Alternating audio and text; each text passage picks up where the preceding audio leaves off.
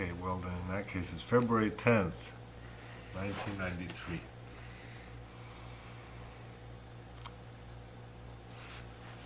We,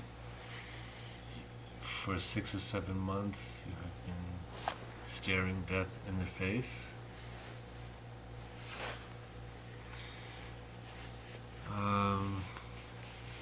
Each waiting for the other to blink. And nobody knows what's going to happen. But for 6 or 7 months I've been thinking about you and about my life and about your life. And I want to tell you how much you mean to me and why. From my earliest memories of you, which were as a protector, as a trailblazer, as the one who made it safe. I can even, just some specific memories are the times where, utterly fearless in the face of unbelievable factual evidence otherwise, you would go downstairs when Mom and Dad went out and you and I were home alone. This is after our babysitting years, and you would go downstairs to prove that there was no one downstairs, when I knew for sure there was someone down there. Sometimes 3 and 4 times. You realize what a pain in the ass that was. I know. But it was one way for me to maintain my older brother credibility. Or did you ever? And it was okay. One thing that I regret, although I have no influence over it certainly, is that I didn't grow up with an older brother. And that would have been loads of fun. I would have loved to have had the feeling that you had and the confidence that you had in me for a little while, instead of being the trailblazer and defender and scarer of spooks in the dark and all those other things that big brothers get a chance to be. I would have loved to have had a big brother to do that. The closest that I have come, I think, to that, what that feeling must be, was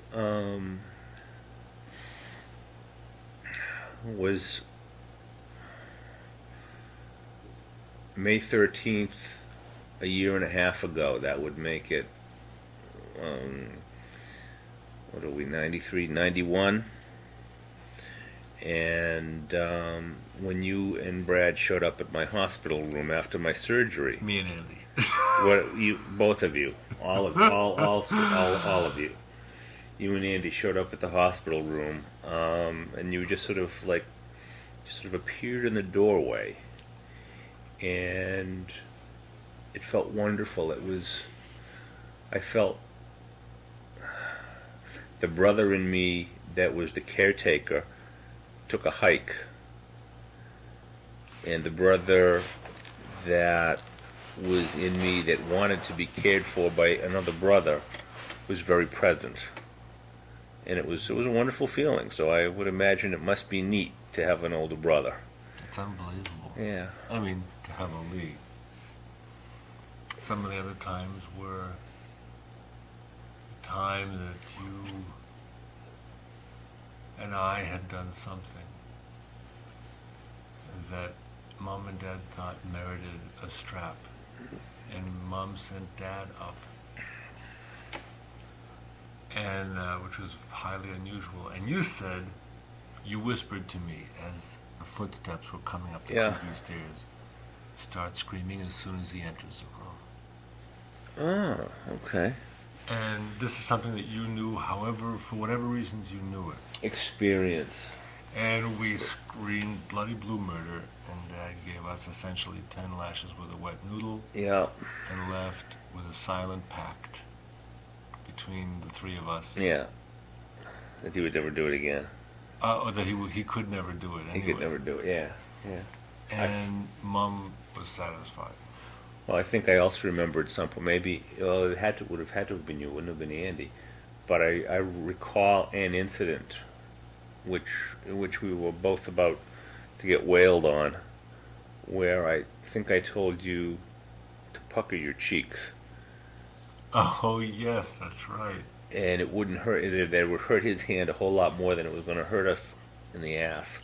Oh yeah. And it worked. And we both sort of, screaming and puckering our cheeks. And whether it was Mom or Dad, whomever, left the room, we sort of thumbs up. We sort of thumbed up. Whatever was the then equivalent of a high five. Yeah. Did that. We had managed to beat the system for a few minutes, and that was good. And there was a great tactical coup, that bit of unbelievable worldly wisdom you had one summer day when Mom wasn't speaking to me. I had done something and she would not speak with me. And it was just after lunch. I wanted to go to the playground at Robin Hood. And you said, and I came to you and I said, Lee, every time I say, is it okay if I go to the playground, Mom doesn't answer me and I'm afraid to leave. And you said, simply state you're going to the playground. If she doesn't want you to go, she will speak up. I said that? You said that. I was brilliant then, wasn't I? I mean, you were a little kid, but you knew. And these are the things that I remember. There were countless other ones to get us through, that got me through a childhood of landmines. Well, the childhood of landmines was a territory previously explored.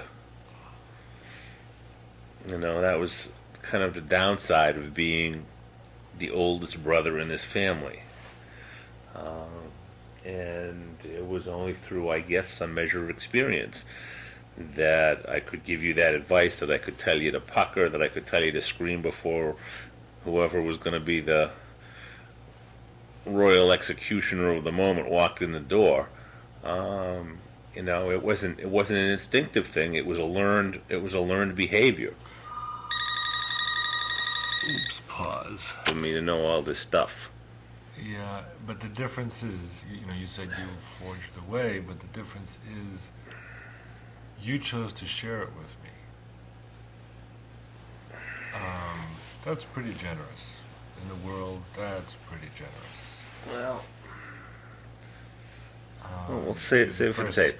Save it for the tape. Oh, are we taping now? Yeah. Oh, okay. Perfect. Hang on. We'll be back. So you chose to share it with me, but you also got married first, you had a child first, and this is magical.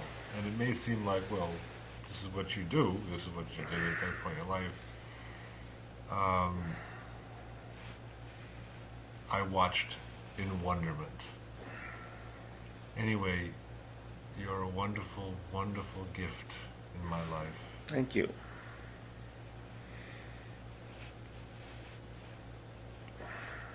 And I love you dearly. Thank you. I want to Thank kiss you. you. Okay.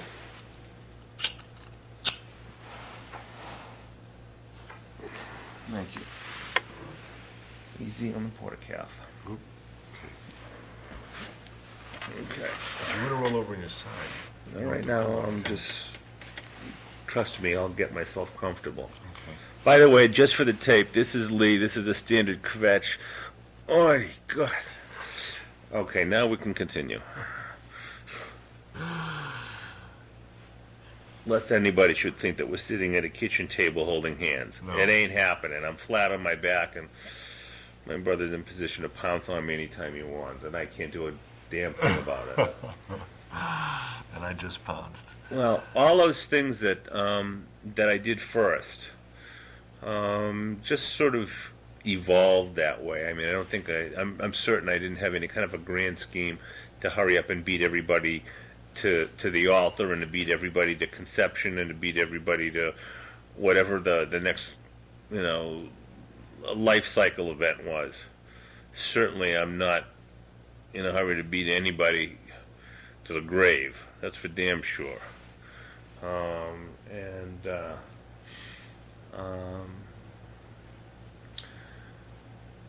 It just sort of happens that way, I got a while to go before the lady behind the counter calls my name to buy donuts, and I got too many things. I don't have time to die. I have too many things to do. I got places to go. Another kid to bar mitzvah, and I got other things to do, and so it goes. So it goes. If it turns out that I'm first for some other things, then I'm first for some other things.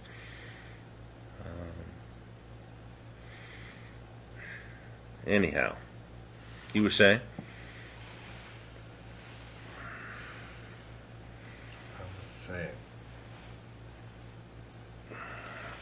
That was what I was saying. I mean, anyway, everything that I wanted to say about what a thrill is having you as an older brother. Mm-hmm. I bet it probably is. All modesty aside. All modesty aside. Is there anybody in this tape that can tell us whether or not we're speaking loud enough? Yeah, we are. Is there anybody in that box? You sure of that? Yeah. Okay, I can't go through. Especially when you look this way. Well, I looked at. Well, I try to. I was always taught to. Look to the person you're talking to. Great. And I'm talking to this box, and I'm talking to you, and I don't see any lights flashing that indicates that. That's right. It's doing a good job. It's doing a good job. Okay. And I would also like to tell you. Yes. That in the recordings I've made of other people. Yes. I have told them that these tapes can remain unheard to whatever time you wish. I mean, it can be after you and I are both long dead. It can be after, for 2 generations from now. Brad, I gotta tell you. Yeah.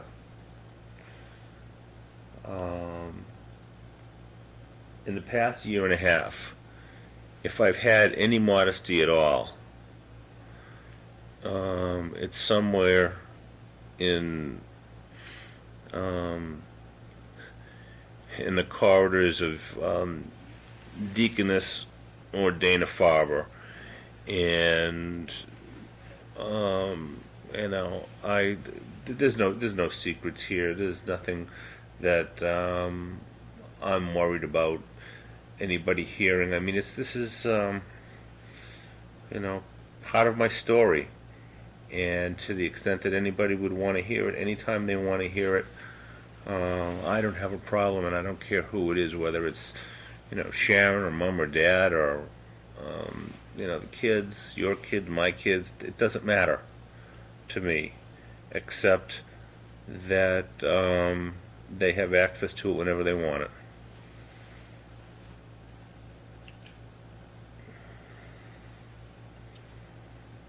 Earliest memories. Earliest memories was that it was so wet in the womb, and nobody would throw me a towel. No, come on. Not true.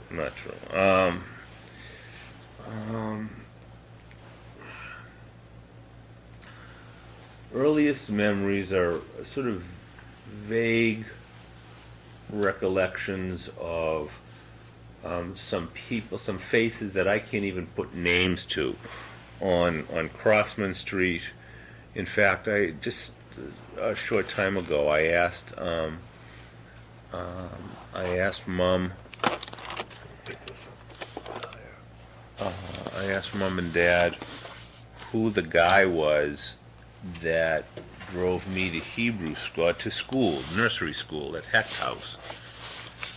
And all I could remember was this guy with a mustache and kind of a copper brown colored, whatever it was, mobile that was roughly the shape of a bullet. And they didn't remember the guy's name. I certainly don't remember the guy's name. A lot of my memories really are things that I have been told that happened. But if we go past that, If we go past Crossman Street, past the things that you remember to taste, I mean, like that are really yours that no one would have to tell you about. yeah.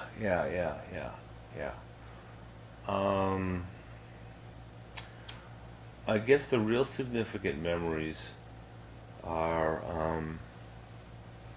Stoneham memories, and they involve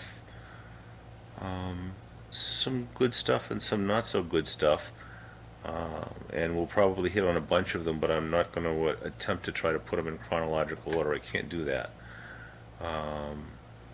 not without pencil and paper anyway. One of my fondest memories was Kurt Green. In fact, up until the past year or two, I have managed to get back to Stoneham to visit his grave. I would say within a 2-week period either way of the actual date of his death, not because I know what that date is, but my body clock says it's time to go to the cemetery.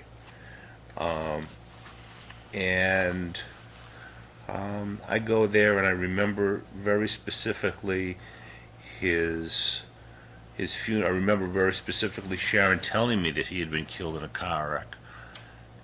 And where that was. And so it was sort of like my personal remembrance of John Kennedy, you know? Wow. And because I've been able to be on the road over the past 10 years, I've had the flexibility of schedule, and it's coming up on that time, as a matter of fact. It's time for me to visit Kurt's grave. And I just do it, and when I get to Stoneham, I'll typically go ring his folks' doorbell and see if they're home, and every once in a while I'll get lucky. Most of the time they're not there. So I'll leave a business card or a little note or something that indicates that I was around, and every once in a while Mom or Dad happen to run into somebody from the Green family, and they do a little remember when and how's Lee and so forth and so on. But Kurt is one of the strongest memories, although not my first real strong childhood friend. That title belongs to Dale Halchuk. Before we move on to Dale, Yeah. what did Kurt represent that made you love him so? Kurt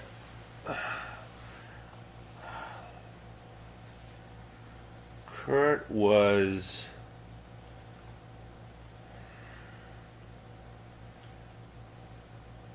my entry into the Beatles and into doing things that were non-conventional, and to doing things that were silly. He was, in some respects, he was my older brother.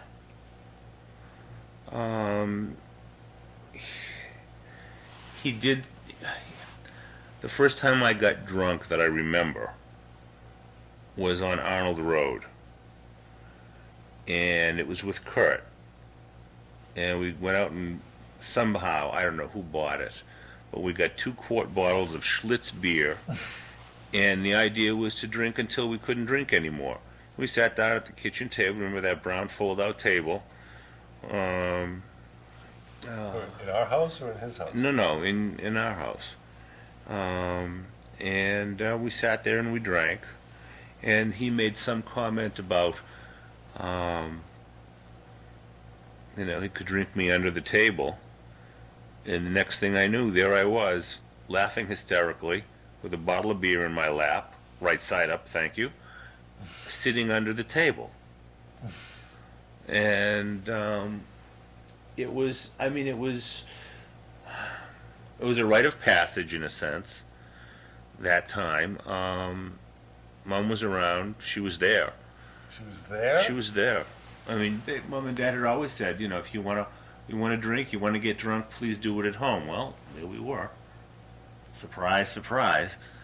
And I don't know what kind of a memory she has of it. But I remember eventually he went home, and you could get to from our house to his house, you could get from Arnold Road to Girard Road by cutting through the yards. So we carried on a conversation, I don't know, maybe it was 10 or 11 o'clock at night, yelling between the yards. I mean, I'm sure people turned on their lights, want to know who the crazy kids were. But until we really couldn't hear each other, or we just got tired of doing it, he went into his house and I went into my house. We did funny things like, he was genuinely fun. And for his time, he was ahead of his time. He introduced me to the Beatles song Within You, Without You, and the sitar and Ravi Shankar and all that other sort of stuff that was hot licks when we were growing up. And we went off to Rockport one day together. I don't remember how we got there. Did you come that day? I went with you one day. Okay, well, we had gone out to... So cold. The water was fucking freezing. And we had committed ourselves that since we were there, we were going to go in. And we went in. And it was so cold. Well, we finally came out. It didn't take very long, I'm sure. But then we walked up Bearskin Neck, where all the artist shops are, and there's a breakwater with these huge rocks that all had one side or another that was flat, but they were sort of all dumped there to break the water, break the any storm tides that would come in. And at the very end, there was this little dinky lighthouse.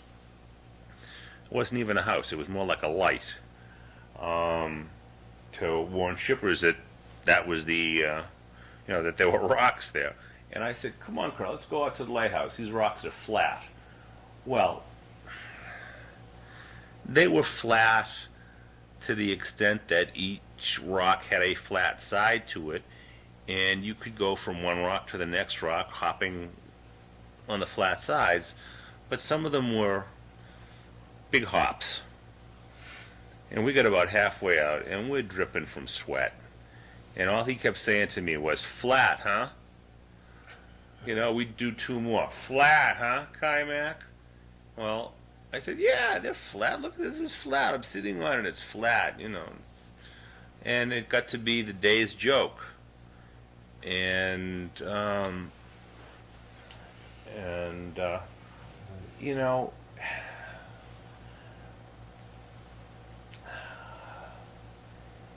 he was fun and funny. And a great release for me. And the other part of it was, I think that he was credible to Mom and Dad. And having that kind of credibility without necessarily being a goody two-shoes, which he wasn't, was an interesting and difficult thing to achieve with Mom and Dad. And especially Mom. Dad worked most of the time. He was not there for the day-to-day repartee between me, Mom, and my friends. But Kurt was always a source of curiosity to me, and I think in some respects he helped me get through some of my personal storms with my folks, and I helped him get through some of his personal storms. We knew how to press each other's parents' buttons.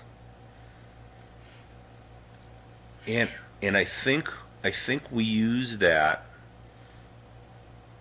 effectively. A partnership. Yeah, it was a great partnership, and it crushed me when he was killed. I was really, we hadn't seen each other in years and years and years, and the only communication that we had was from parents. Mom and Dad would run into the Greens and Stoneham or something, and how's Kurt and how's Lee, and the words would get back to each of us how we were. He was doing his Air Force thing, and I was doing my college thing, and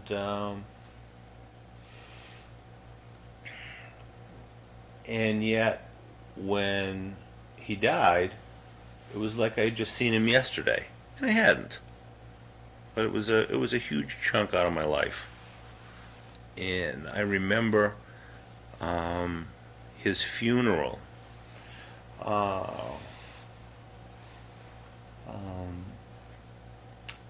I had made a few trips back to Stoneham for those few days. I guess his wake was, I don't know, 2 nights, I think, and then the funeral was the 3rd day. And I went back each of the nights of the wake, and I just stood by the casket and I looked at his body, and I looked and I looked and I looked, and at one point, a high that I had, I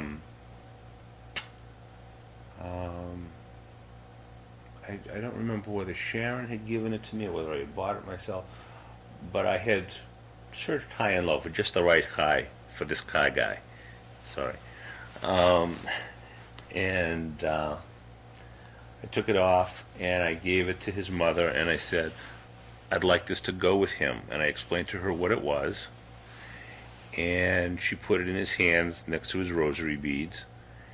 And so there's a piece of me with Kurt, and I'm quite proud of that. The flip side of that was when we went to Mom and Dad went to the funeral. Oh wait, going back to the wake.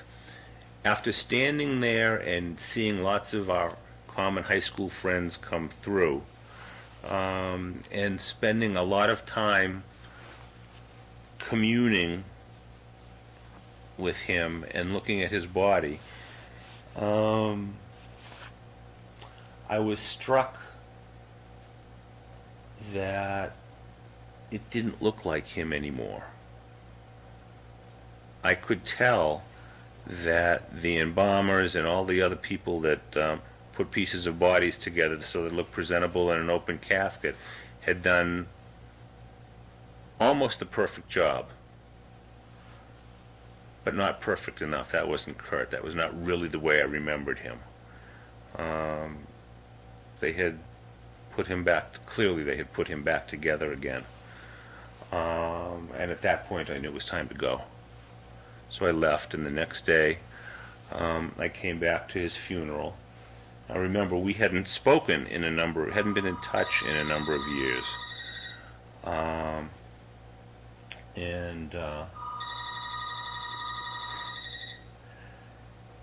And he had developed a whole new set of friends outside the context of Stoneham. They were at that point his closest friends, and they were clearly the people that sort of formed his personal burial entourage. And I remember being at the cemetery and being tremendously angry. This was in February or March, when end of February, beginning of March, when he was buried, and I watched these new friends, and they held hands around the grave and did their thing, and I was off in the distance, and there was a voice inside of me that says, Keimach, you have every right to be up there as they do. And I couldn't bring myself to do it. I felt like I was invading somebody else's space, and yet I felt it was my space. And I walked away after all was said and done. I walked away, kicked some branches, and was angry um, that Kurt was taken away from me twice. Once in his actual death, and once at the cemetery. And to this day, I miss him, and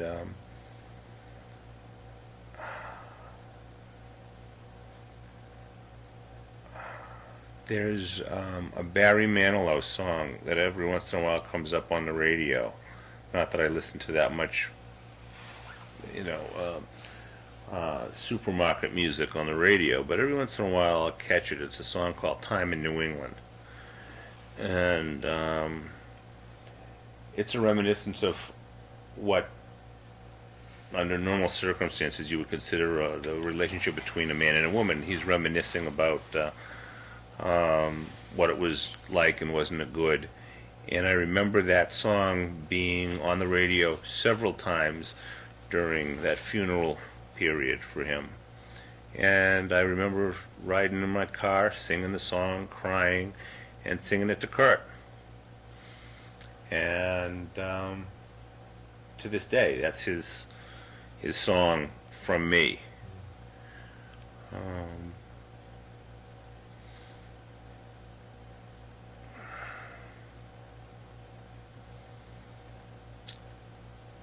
Kurt and I spent a significant amount of time not only facing death, but avoiding it big time. When John Kennedy was shot, and the immediate adult world around us went into paralysis, all we wanted to do was get out of the house. This was too heavyweight for us to deal with. And so we went down to Redstone, the shopping center, to Gilchrist, and the adults who were there, who were working, hardly anybody shopping. Adults who were working were appalled that we weren't at home glued to our televisions. I mean, you want to be glued to our televisions. I mean, we were kids, 12, 13 years old. Nobody's going to take our childhood from us, we thought.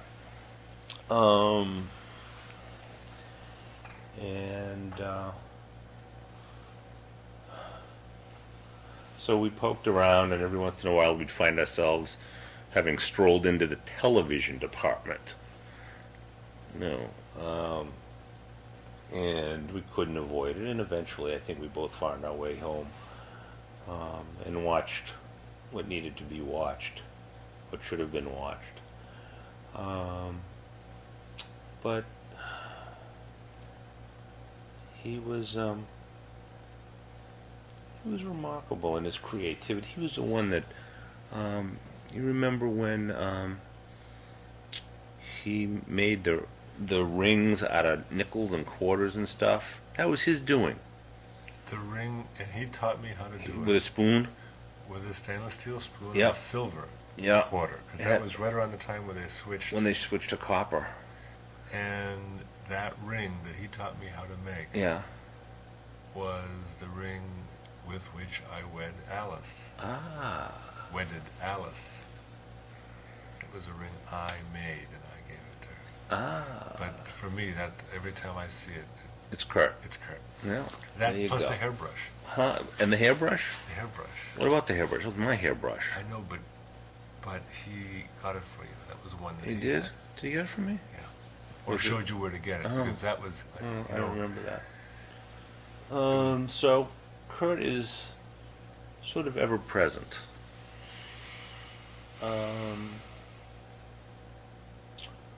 Mr. Brogna. Oh, Mr. Brogna.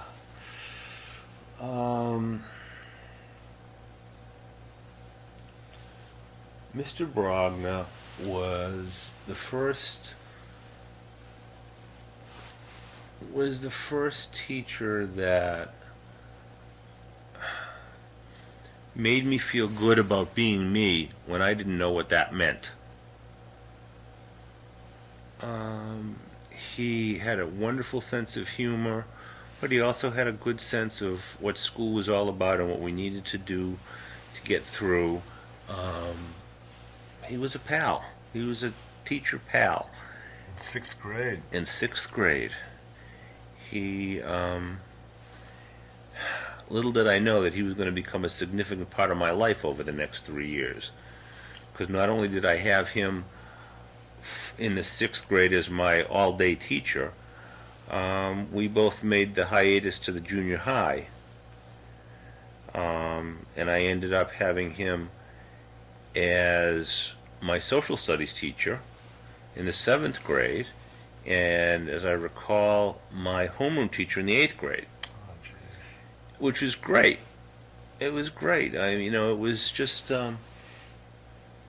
he turned me on to, he was the first one to kind of turn me on to the rest of the world, to get me to understand that I was part of a larger order, and that sometime in my life maybe I would have a chance to make a difference.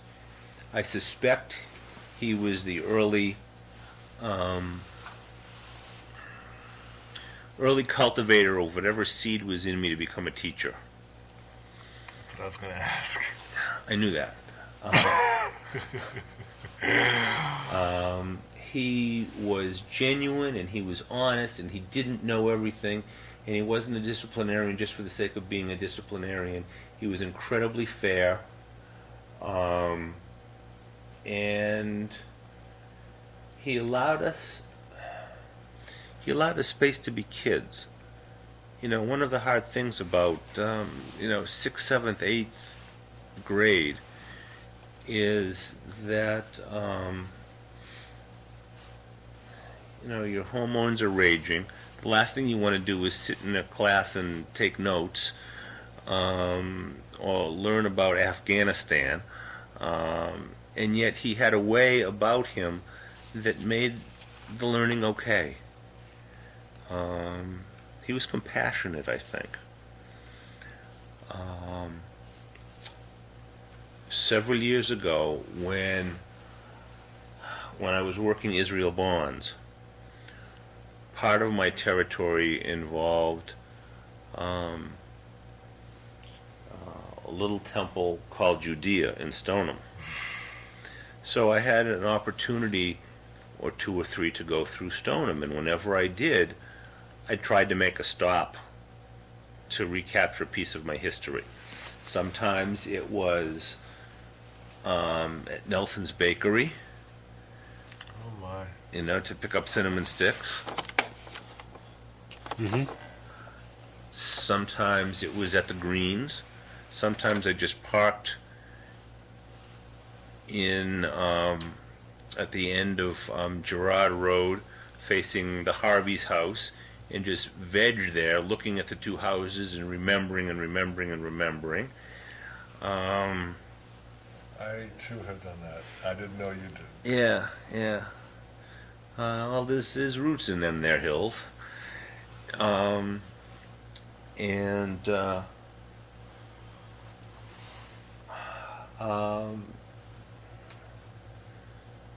I happened one day to be down near the temple, which, through no fault of its own, ended up being near what is now the high school. So I went into the high school, and I said, I'm looking for a teacher that I had when I went to school at Sharon High School and junior high, but I didn't go to school Stoneham. here. I'm sorry? At Stoneham High School. Yeah, what did I say? Sharon. Okay.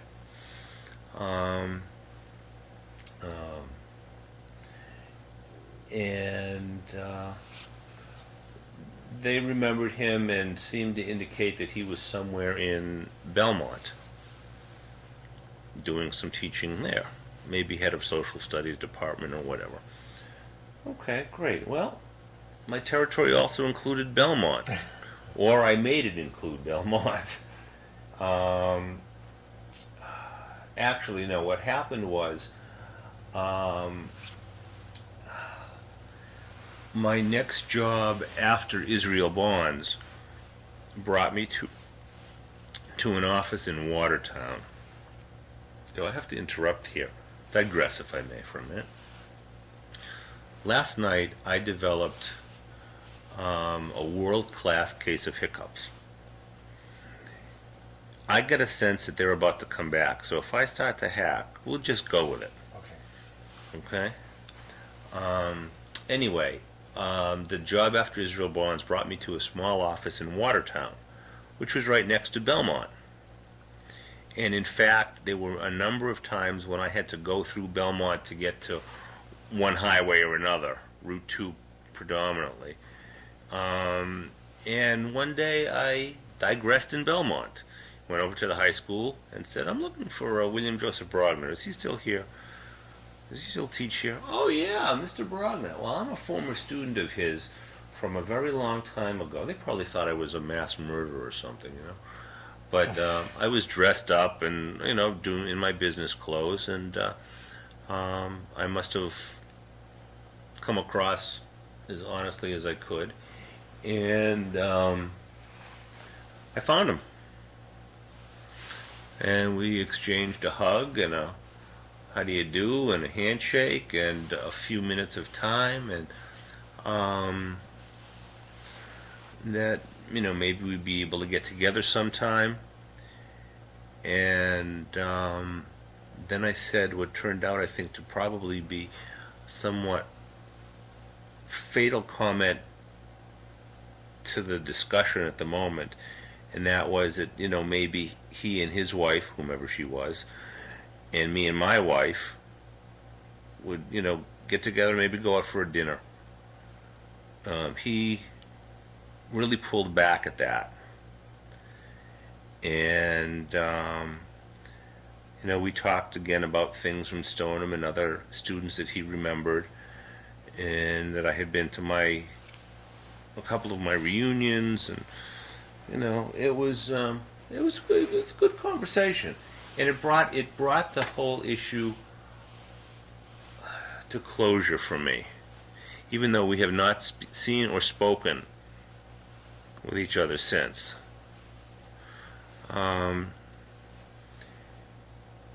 But it brought it to closure for me, and that was good. Closure in relationships like that is hard to come by, and I was happy to have done that.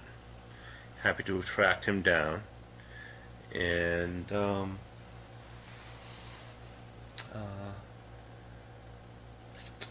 and to this day, I think I'm really very grateful to him.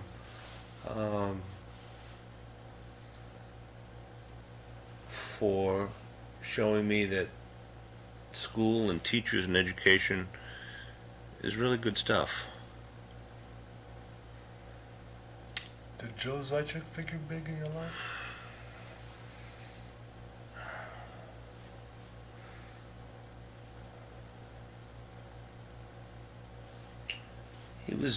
He was bigger than big. You know, he was. I was connected to Joe through Michael, and a little bit through Mark, and a little bit through Matt, and a little bit through Shelley, and a little bit through Jeanette. To the extent that he taught me my bar mitzvah lessons and conducted the services, and knew how to read me on a Friday night when he said we're going to need somebody to come up and do Kiddush, and knew the signs that I was giving him or that I was ready and I wanted to do it, and he would pick me when others would have just said, who's the kid in the front row with his head down? But he was I don't think he was so powerful in my life as he was in say, Mom and Dad's or yours. I mean, he was the temple leader. He was our rabbi, if you will. But he was one of those people that I've run into in my life that I felt I could never keep up with. He was on a different plateau academically, intellectually, and well, I think there were moments that were probably fascinating at the time. I don't have any great recollection of them right now. I'm going to turn the tape before I ask the next question. We better turn the tape before we ask the next question. Okay. We're Side back. 2. Phyllis Keimach. Phyllis Keimach.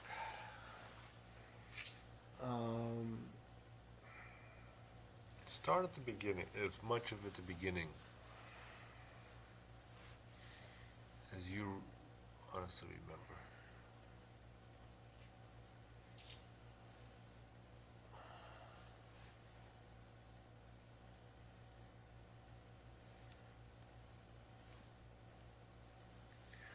I have some vague recollections of Mom at on Crossman Street, but Crossman Street, as I said earlier, is sort of in the mist. Names of people escape me, names of neighbors escape me. I'm told more of what I did than I remember of what I did. Plus photographs. Plus Oh, photographs. plus- Fill in. Plus photographs.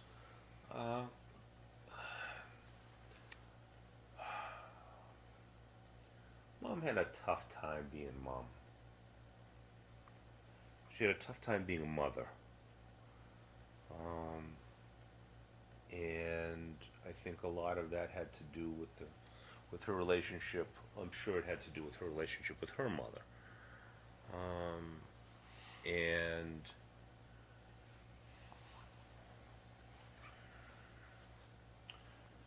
I think she tried hard. I think she wanted to succeed as a mother of young children, but for whatever reason, could never kind of get in step with the parade, whatever that step was. There were moments when I remember her. She was always bright, always sort of creative with stuff. I mean, she was like, if you couldn't have Captain Kangaroo in a shoebox in your home, Phyllis Keimach was second best, because she could take the shoebox and wrap it in paper and pull a bunny rabbit out of it, and she was good that way. She was a den mother for me when I was in Cub Scouts, and yet I remember her punishing me during a den meeting and sending me upstairs on William Street. Not one of the things that you'll find in Dr. Spock's book about effective ways to raise children. So it was sort of hard to figure out what wavelength she was on. I think she had difficulty trying to figure out what wavelength she was on.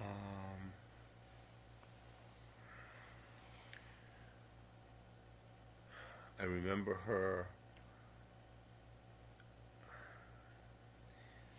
sick in bed a lot, where Max Kleiner had to come over and give her a shot. And those were in the days of house calls, Sick from? Beats the shit out of me. I don't know whether it was emotional sick or physical sick or what the deal was, but I remember her doing quite like what I've been doing the past few days, kvetching a lot. And this would go on for hours at a time, and I hated it. Why? Why did I hate it? Because I didn't like to see my mother in pain that way. And just wanted her back being a mother, not being a sick person. I'm sure that, in Noah's teasing now, he teases me about, well, you don't have to keep kvetching about it. He wants his father back and wants the guy to stop kvetching and be a normal father. And let's go out and shoot baskets and coach my team and play and have fun and but when you hurt, you hurt. I don't know where all of her hurt was coming from. I suspect some of it was emotional. I suspect some of it was physical. Could have been brought on by emotional, but I don't know.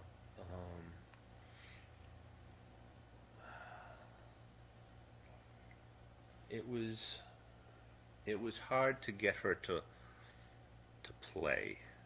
I don't think she knew how to play. And that made it difficult for her to understand some of the things that I did as a kid, which I determined to be play. Like? Climbing the tree in the backyard. Hey, Ma, look at me. I can see over the top of the house. And she'd come out, and the whole world would start to spin. She'd look up at the top of the tree, and there we were. And, oh, good, there's a gust of wind. I can see it coming. Whoa, it's swaying on the tree. Oh, I can see over the house. Oh, look at that. I can see 3 pines from here, Ma. It's great. Come on up. No. Come on down. Well, I managed to climb down very effectively. Every time I climbed up, I never fell from the tree, never lost my balance, never any, am I keeping you up? Never any, sorry. never any near crashes. And I knew she hated it, so I did it a lot. It was part of being a kid. I liked it. It was an adventure to me. How'd you get up? There was a long way to the first branch. Yeah, Did you go up the shed? No. I don't think I ever went up the shed, but the first, there was, maybe before you can recall, there was a stump of a branch. That's right. It was about this long. Yeah. Like that. Right. Sort of like in the shape of a bad apostrophe, Yeah. And if I could get to there, I could get up. But So getting to there, sometimes maybe I think sometimes I used a bike, pushed it up against a tree, climbed on a bike, and got myself up. Sometimes I might, when I got taller, maybe I used a chair, I don't know. And I knew that tree. I knew how to get all the way to the top. Great fucking tree. It was a great tree. Remember who cut it down? Probably John Harvey. No. Who cut it down? A great orator of all time, Steve Hopkins. Oh, did he? Oh, Yeah. geez, I don't remember that at all. He came over with a buzzsaw. Yeah. That was a kvetch for any of you who are still listening. He came over with a chainsaw. Zzz, and whacked the whole thing down, huh? Yeah. Did he at least take the wood with him? Yes, he did. Okay. It's good burning wood, that elm. So, anyway, you're talking about Mom. I'm talking about Mom, yeah. As I said, I think if it came out of a box or it came out of a deck of cards, Mom knew how to play it. But if it came from your head or it came from your body, I don't think she knew how to play.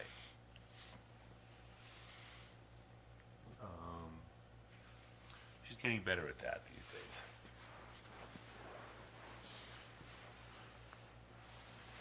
Now, your relationship with her evolved. There was a stormy adolescence that we all had. Yeah. That's why it's called stormy adolescence. Right. That's sort of redundancy, but that's all right. Yeah. There was a time that you ran away from home before adolescence. I think I plan to do that a lot. It's way before adolescence. I think I threatened to do that, and at one point she offered to make sandwiches, and but I don't remember one runaway any more than I remember another runaway. I think I would get as far as the third tee, a unicorn, and decide, you know what, I'm getting hungry. I didn't take those sandwiches. I better go home to eat. So if you have a recollection of a specific runaway. We went down William Street. Yeah? Maybe as far as Peggy Mass's house. Yeah. Yeah. Okay. And Mom was... That's about 8 houses. No, it wasn't that many. 1, 2, 3, good. 4, 6 houses. Right. We're not talking about missing in action here. We're talking about a half a dozen houses down the road. Right. This is... If you got a good roll, you could roll a baseball from our house to Peggy Mass's house. You had declared it. I had declared it. And Mom was yelling at you to come back, and you said no, because if you came back, yeah, Mom would give you a licking. Right. Do you remember? And this debate went on. On the street. Out on the street. Did I win? Win being I got to come back and didn't get wailed on? No, Mom promised you yeah. if you came back, yeah. you would not get a licking. Uh-huh. And you reiterated that promise. You had her reiterate the promise, and you came back. Yeah. And got the shit kicked out of you. Okay. Like I said, she didn't know how to play. Oh, God. Oh, my goodness. And then there was a time that you slammed the refrigerator door on the road and walked out. It was very dramatic. I'd never seen you that fiery. I forget what the issue was. On the road, huh? You were well into high school. Probably went to Kurt's house. Probably. Mom has, for a long time, carried a cross over what she perceives to be her abuse of me and of us as children. And a couple of years ago, I had a talk with her about it. She wanted me to forgive her, and I forgave her. It was not so much of a big deal for me as it was for her, and I think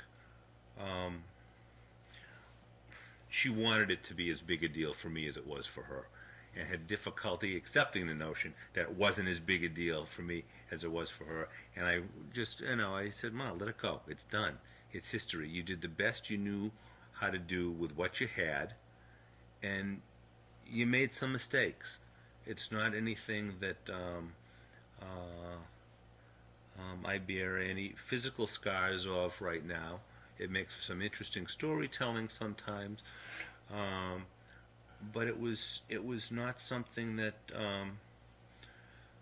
was paramount in my life.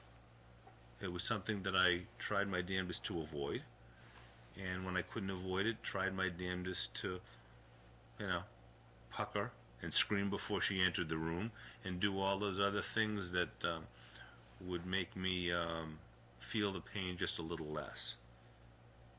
But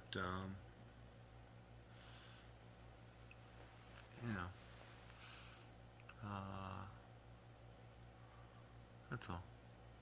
Unless you got more. Mel Keimach? Mel Keimach. Now, Mel Keimach knew how to play. Mel Keimach understood the humor of loosening the top on the salt shaker, so that when somebody said, "Please pass the salt," he'd throw it across the table and end up with a lap full or a plate full of salt. He understood that. He understood the humor of serving ice cream out of a half-gallon container with your hand. He was real good at food humor. And we have managed to carry on that tradition rather nobly, I'd say. But he also knew how to play. He knew how to roughhouse a little bit, and he knew how to play in the summertime with a hose in the yard, and he could enjoy a good belly laugh when we would manage to turn the hose on him and soak him, and he'd be able to sit there and he would be hysterical. He would really be laughing a lot. Mom didn't know how to do that.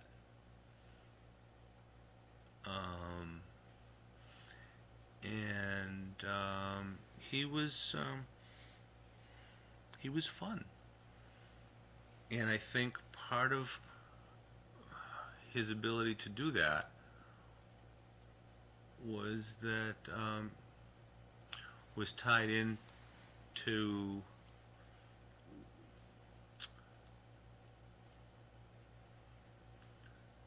his wanting to be with his boys and wanting to be part of their lives. He couldn't be the scoutmaster, and he was involved in other adult things at night, big time temple stuff, political raids on the school committees, stuff like that. And Mom was also involved in a lot of that stuff too. But he knew when the weekend came, getting down and dirty, literally, was fun.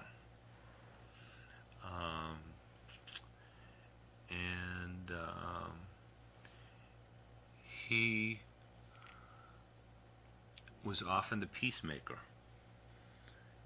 Where other mothers might say to their children, and wait till your father comes home, and you'd go cower in the corner. If Mom ever said, and wait till your father comes home, I would say, oh God, I can't wait. This is going to be great. Because he walked in, and it was instant peace. Instant peace. And I'm glad for that. I mean, he really helped to neutralize some of Mom's acidity. And that was important. I couldn't wait for him to come home when we were having a battle with Mom. They shared with me when I confronted them a couple of years ago that at a time prior to that, when you confronted them about their rearing of you, that you looked at Dad and said, where the hell were you? Mm-hmm. Mm-hmm.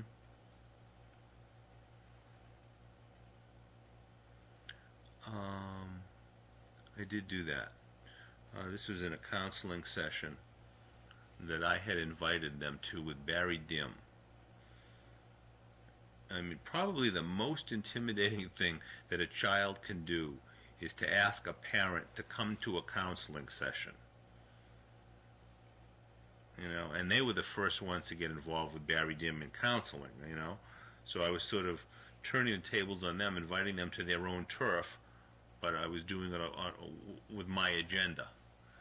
And I had some anger that I voiced at Dad, because as much as I wanted him, as much as I appreciated that he was there, I wanted him sort of omnipresent.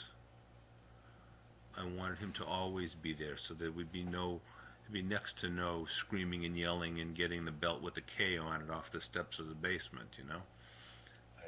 Yes, don't we all? So I think that at that time I was feeling I needed some emotional support, something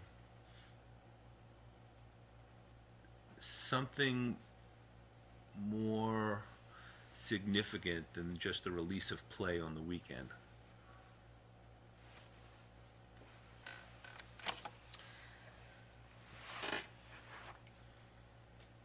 So you invited Mom and Dad to Barry Dim's counseling session. Yeah. No, to my counseling session with Barry Dim.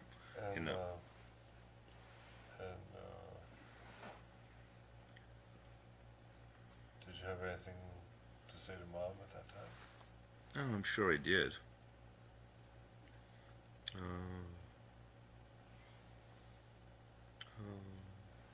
I mean, I expressed some anger at her overall treatment of me in my youth. I did have a confrontation with Mom that we had arranged in Concord, a meeting, and it was for me to kind of go one-on-one with her without a referee, Barry Dim, and just to see if we could sort out some of our shit. And it was an opportunity for me to vent, and I did.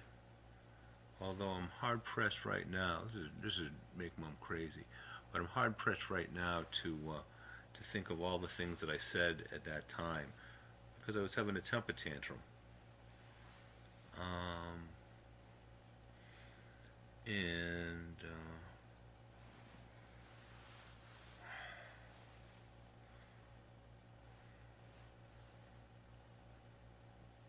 But I think I wanted Dad to come to my rescue more often than he did. The only way he could do that was to be home during the days. He wasn't home during the days, he worked. So for him to come to my rescue meant supper time or on weekends.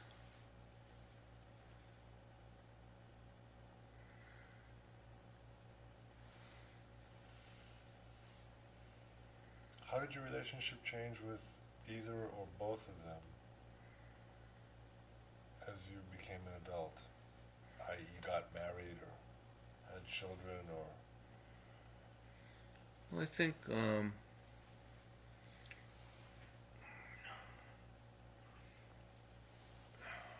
going off to Springfield, although it was not far away, helped.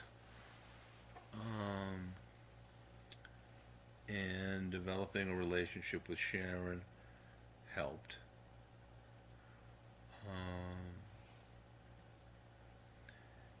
And I didn't do either one of those things in order to improve my relationship with Mom and Dad. I just did those things because they seemed like a good idea at the time. For me, not for them. I think that we have had confrontations over the past 20 years. I'm using 20 years because we've been married 20 years. But, over the past 20 to 25 years, where they have been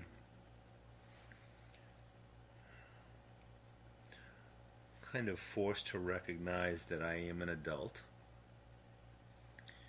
and that I am their child and that I do have some hindsight about what happened to me and some response to some of the things that happened to me.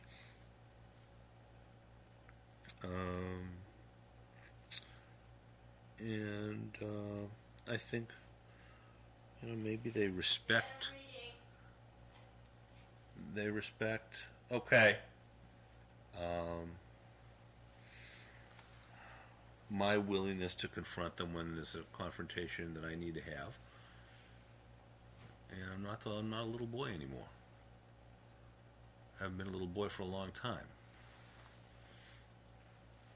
Although given the opportunity, I could get into little boy real fast.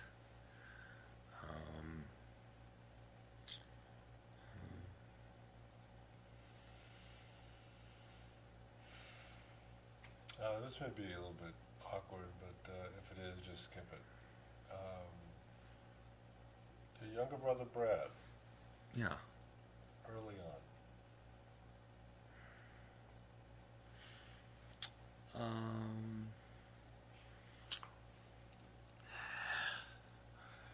Having Brad around gave me an opportunity to get somebody to be my slave. After I had been this, Go wipe the dishes. Go take out the trash. You know, shovel the driveway. I don't want to do the driveway. Shovel the walk. All right, I'll do the walkway. I don't want to do the driveway.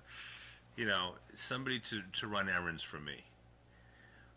My boy Friday, and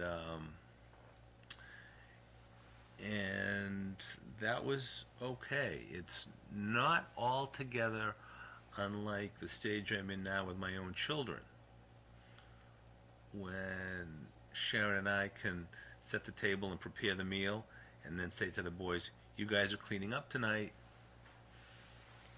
and they'll fetch about it a little bit. Mommy, it hurts, you know, and they'll get around to doing it. Do you remember when I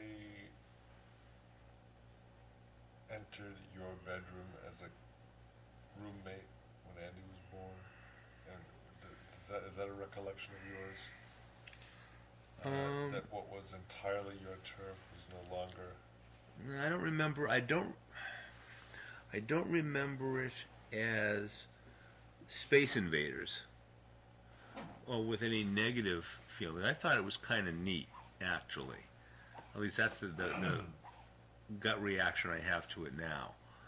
That, you know, you're gonna have somebody to talk to at night, and you know, we'd stay up late and we'd do goofy things, and I'd tell you to go out to the roof and get the tennis ball, and you would do it, you know. Do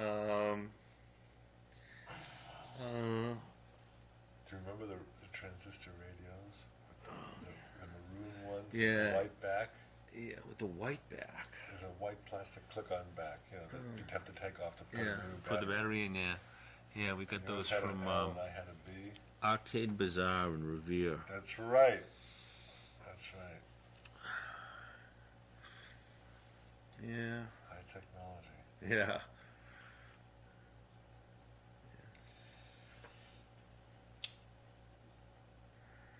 We moved to Arnold Road. We still shared a room. That got to be a little bit of a pain in the ass when I started to get serious with Sharon. Wait a minute. I was long gone. Yeah? Well, no, I wasn't long gone. I was in high school. Oh, okay. You didn't live there. I know that. But when I came home for weekends, Yeah. and all Sharon and I wanted to do was jump on each other's bones, and you were in the next bed, forget about the next room. I mean, you were there. So we go into the room with the big blue couch. We jump on each other's bones there.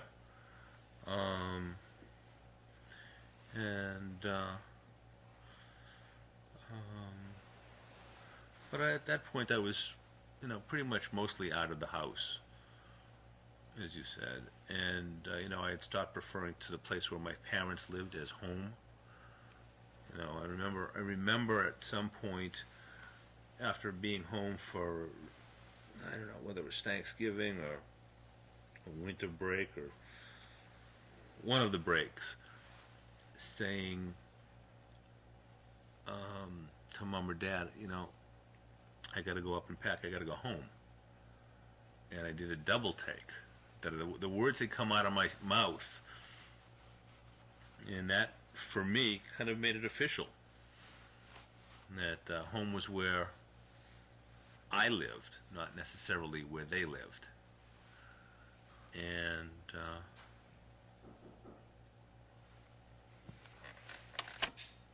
Home. You wanted to visit or wanted me to visit? You said because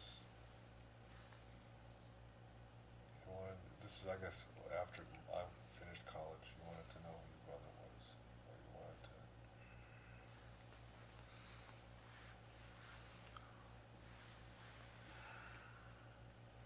You wanted to know who your brother was. Yeah. God damn it! You were nearly in tears. uh-huh. And only now, recalling that, do I connect it to the enormous misunderstandings you and I had of each other 2 years ago, Uh-huh. 2 summers ago. Because we didn't know. No. And the reality is that we, each of us, continue to change and evolve, and knowing is more a process than it is a destination. I mean, there are moments now when I feel like I know you fairly well, and there are moments when I feel like I don't know you at all. There are moments when I see all kinds of wonderful things that I love about you, and there are moments when I see crap that I'm not crazy about. Well, it's all part of your package and my perception of that package. And I suspect the same works in the other direction as well. And it works with, me and Mom and me and Dad and me and Andy, and we have not grown up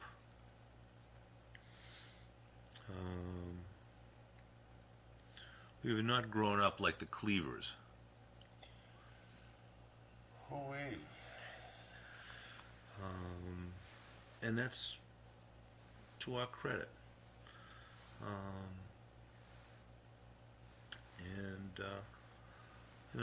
And that's why I say I think that knowing is a lifelong process. Can you, Let me see. Where are we on the tape? Okay. what I've never heard is your perspective on a day. You mentioned a day that you'll remember. I think you said May, when you came out of surgery. May 13th, 1991. October 23rd, 1992. You went to Westfield, New Jersey for a concert. Mm-hmm. Following our discussion in June. I've told this story. You've told this story. We've not told each other. I don't know your version of the story. Oh, I can tell you my version of the story. What it was like from You want me to tell you my version of the story? I want to hear your version of the story. Okay. Well, you have to understand right off the bat, my version of the story is exactly what happened. Yeah, I'll tell you, it's reached almost mythic proportions in my mind as a life event. Yeah, no question. I had my version of the story is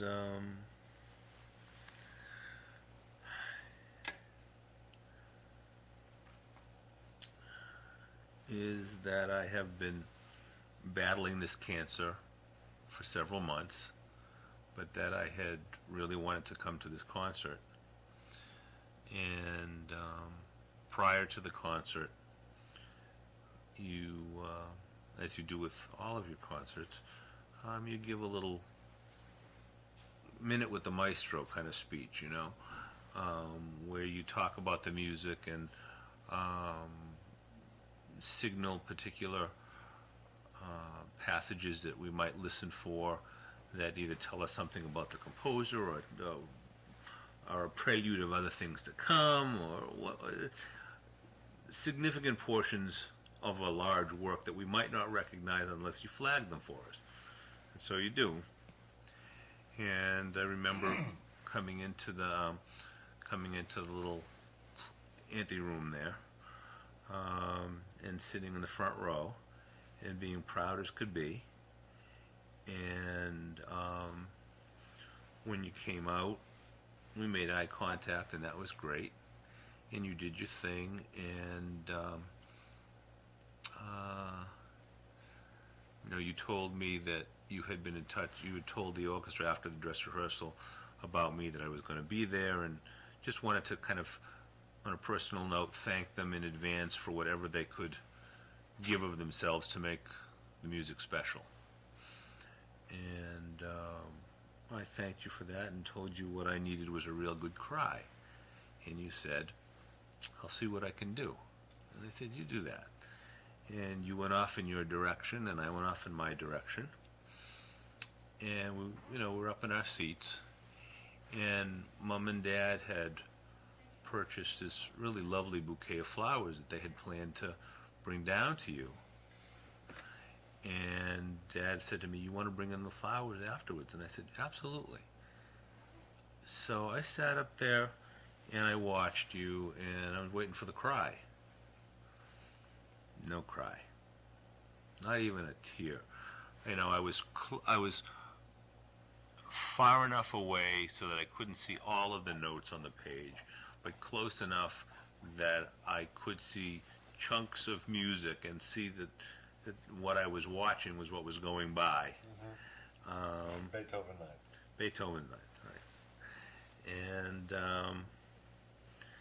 And when you came out, actually before that, when you came out and took your opening bows and so forth, and gave us a little nod up there in the balcony, that was great.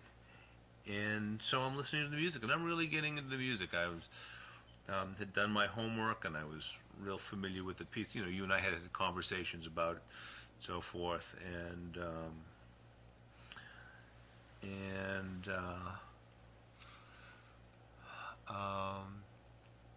I'm waiting for the cry, but I'm enjoying the music.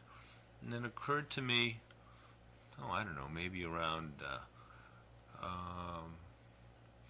halfway through the second movement, that it's hard for me to cry when I'm having an orgasm. So I just sort of let go of the notion of the cry and figured, as has been the case throughout my struggle with cancer, that when I'm going to cry, I'm going to cry. And it's not something that I can force. It just sort of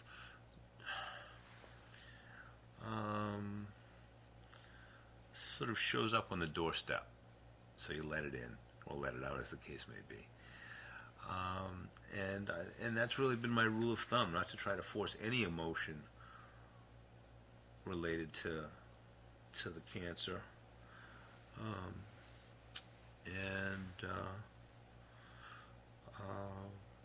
When it was all over, you went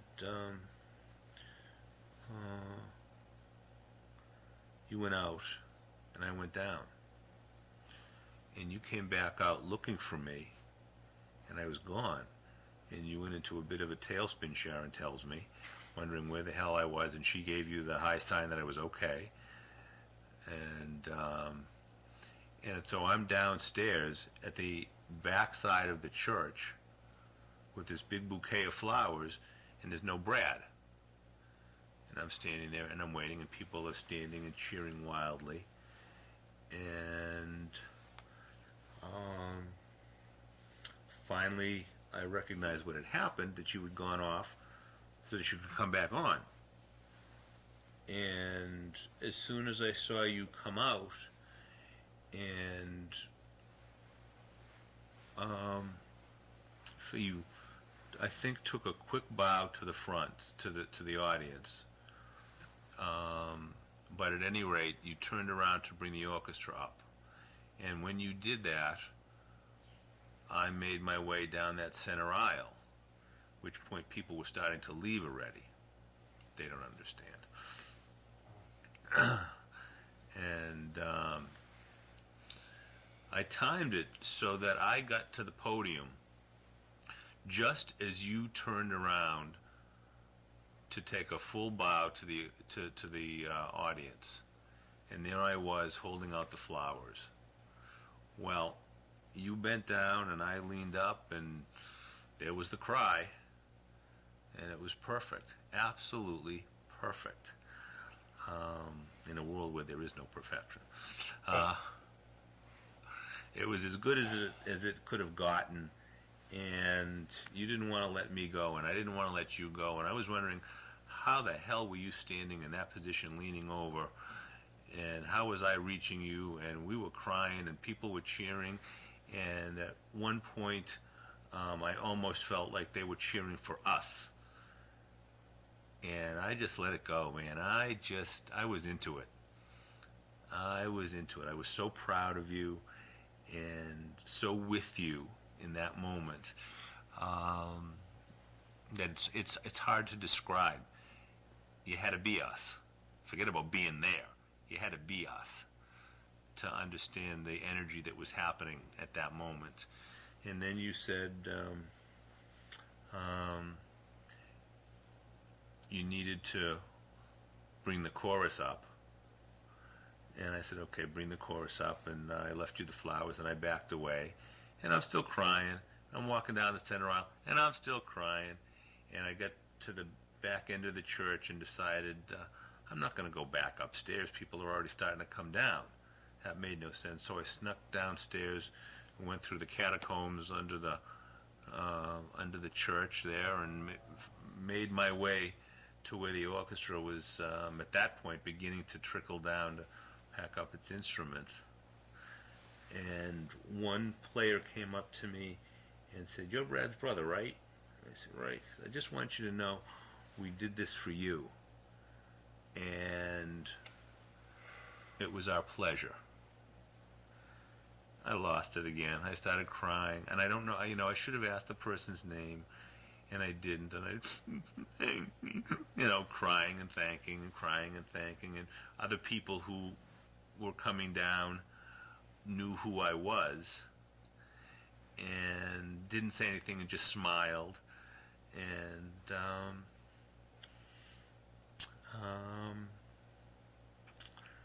and you did it. You got that cry. I needed that cry in a big way. And I couldn't force it, but when it was there, it was there. And that's the story.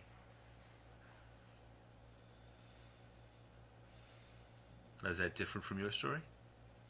It's interesting. The perspective is different. Yeah. Wait, want to hear my story? Yeah. Well, tell me what's different.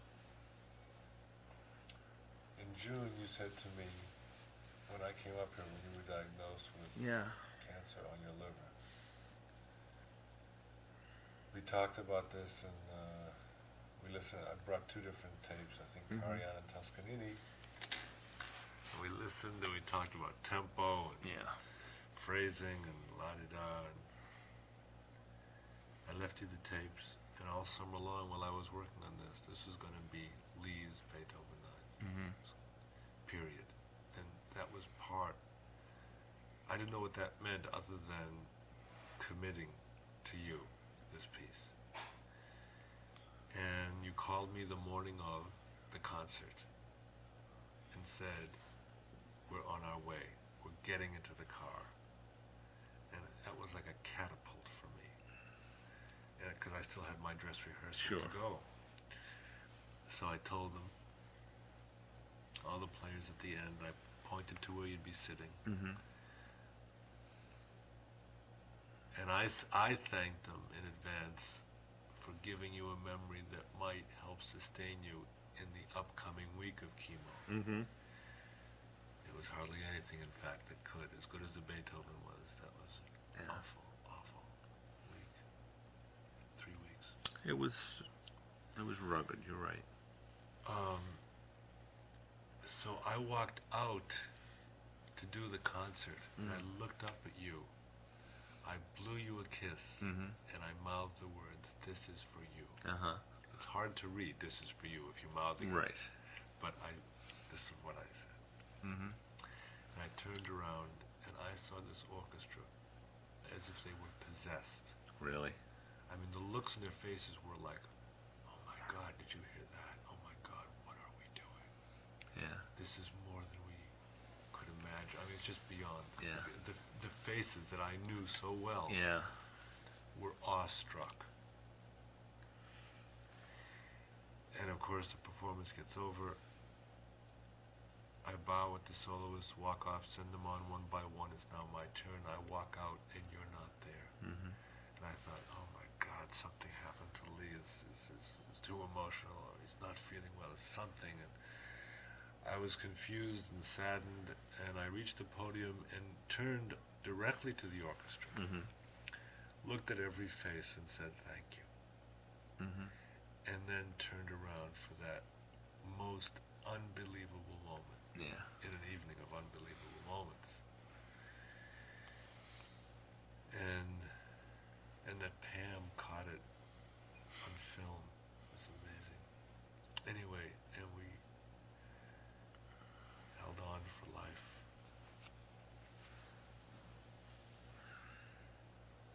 It's astonishing. Astonishing.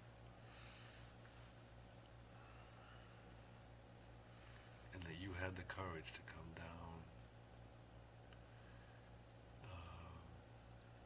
very nearly bald and very public.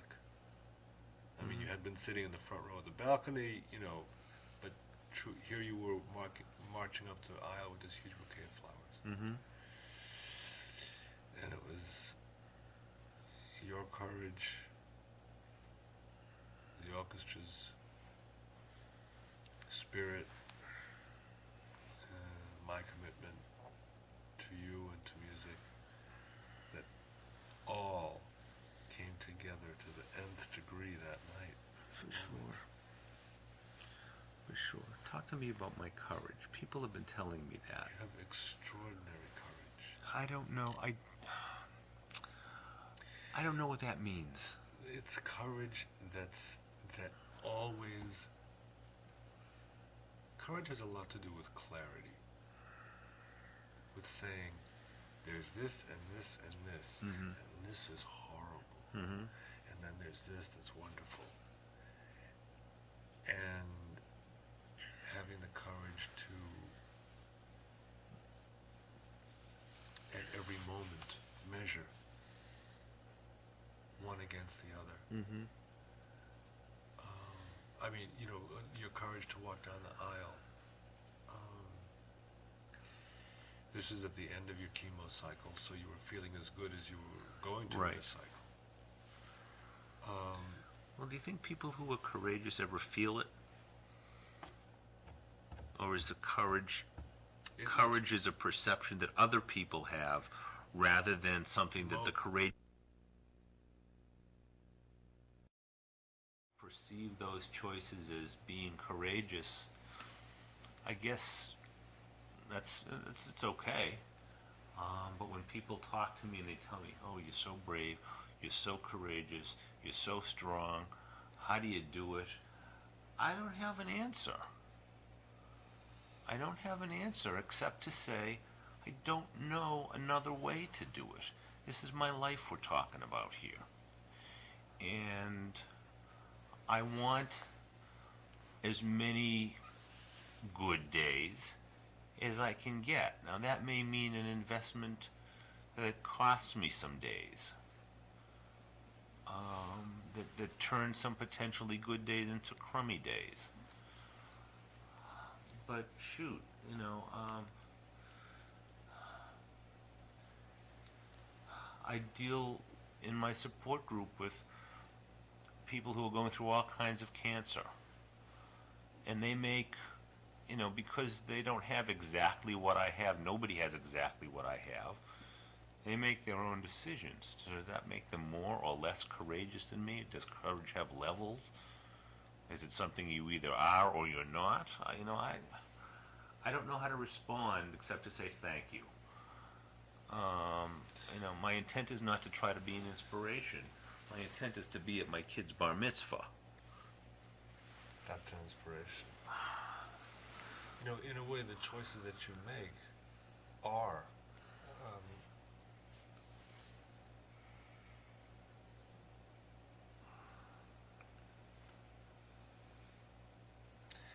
there. I mean, for example, there may be less than 1%, 1 in 100 people who'll do the kind of research that you do. I mean, exhaustive research. You know, you were calling it proactive. Yeah. And to find out, and some of it was good news and some of it was bad news, but to carry on that kind of research, you may say it's, you know, what you had to do. that's just the way it was your choice. That was entirely your choice. It's just, True. True. it's remarkable. And people in the medical community, I'm sure, if you ask them, would tell you it's remarkable. Well, they would tell me that it's a real pain in the ass if they were honest with me. Well, it would be better for us all if more people were, because it keeps them on their toes. Sure. I mean, you asked them some really good questions and measuring questions that they had to look at you in the eye and answer. Not read a book, stay at home, make a decision, talk with a colleague, come up with a plan. You asked hard questions, and you demanded people to make a lot of choices in responding to you that they wouldn't have otherwise.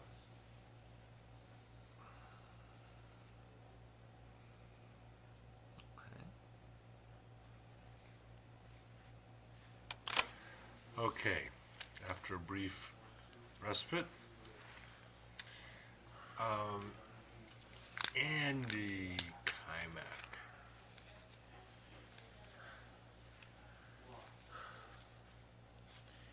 Andy,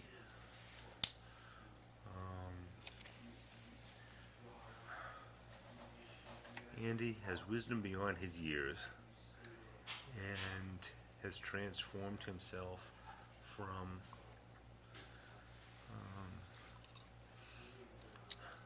a little kid brother to a mature businessman who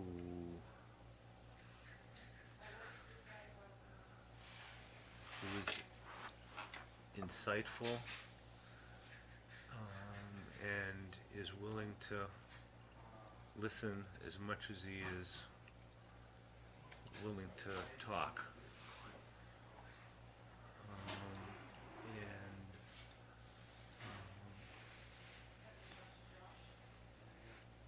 Has taught me a few things about business, has taught me a few things about life, and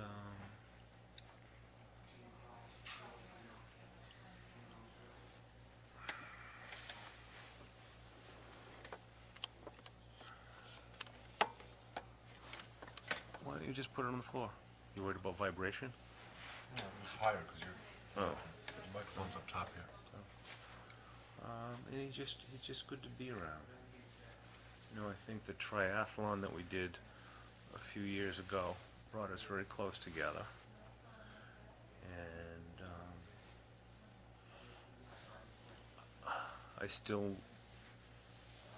live with the expectation that we'll do another one, maybe in August.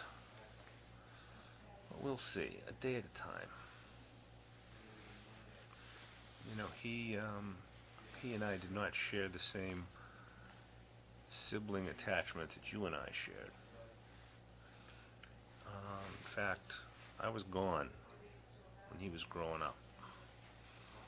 So our frame of reference is different about most things, especially with regard to Mom and Dad. Although it's interesting. Any specifics come to mind? No. I mean, he didn't go through the glory years of the belt.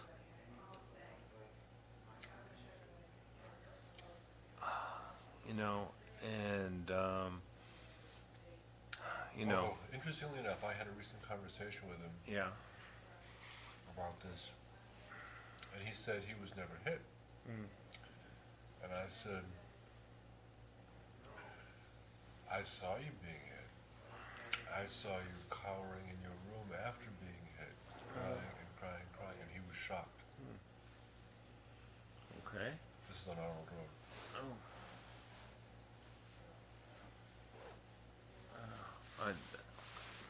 I don't remember that, but as I say, I was gone. You were gone.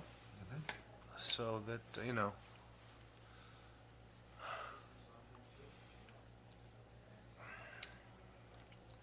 he was out waging Mom and Dad's political battles at the time that, you know, you and I were battling the belt, is my perception.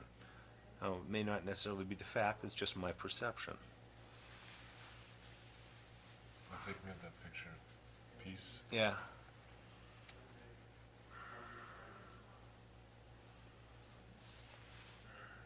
You know,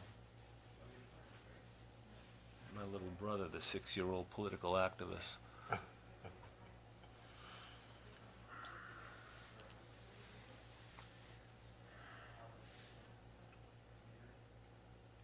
But it's nice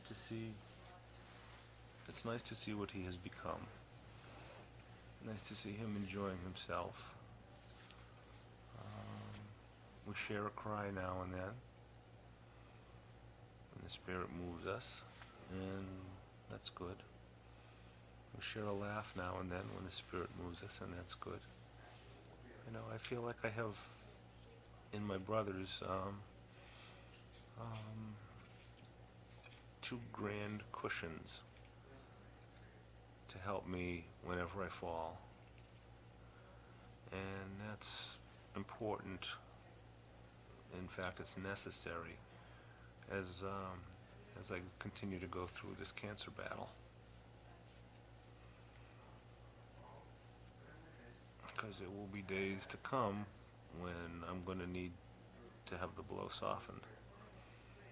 You know, it was Andy who, you know, last week when we got 2 weeks ago when we got the report that the cancer had come back to its original state that it wasn't in June, you know, it was Andy who said, well, you know, the flip side of that, he says, is you've been walking around with this for 7 months and you're no worse off now than when you started, which is the glass half full as opposed to half empty.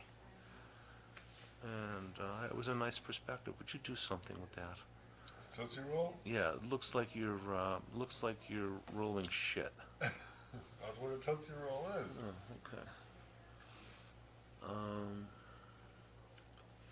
So he has, you know, I think, the ability to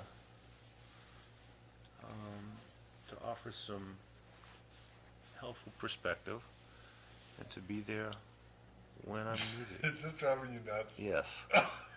This Tootsie Roll is just so hard to chew. Okay. Well, that's why they don't make it 8 feet long like you're trying to do. Oh, but anyway, Andy offers you perspective. Yeah, he does, and that's it's been very helpful.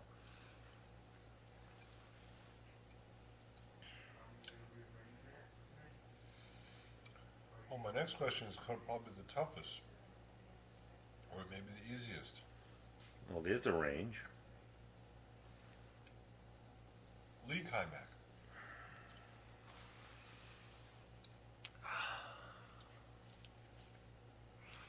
I've been hanging out with him for 42 years, and there are times that he still amazes me.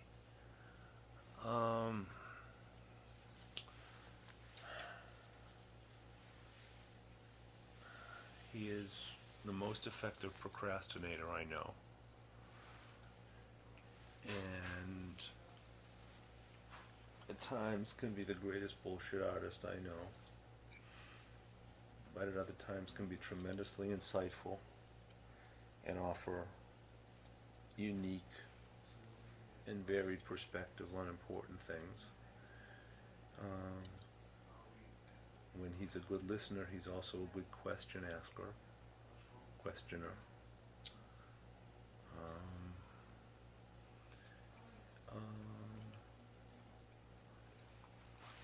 I was asked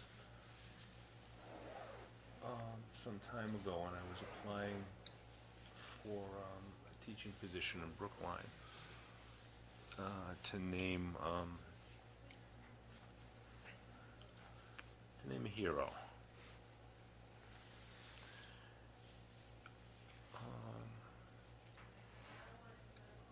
And I named Lee Keimach. Wow. Because he had managed to persevere through one bout of cancer and come out with an optimistic, energetic view of the universe, and a willingness to get on with living.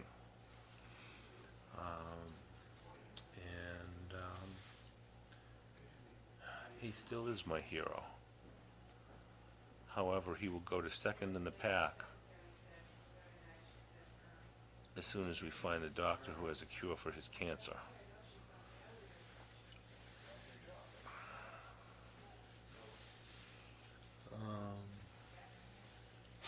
Lee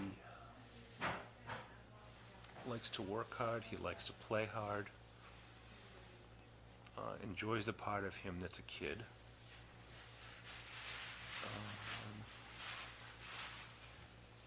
And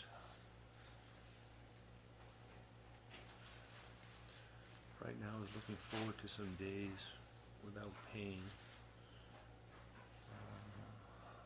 and without a continual reminder that I have cancer. And as soon as those days will come, he will be happy. Her.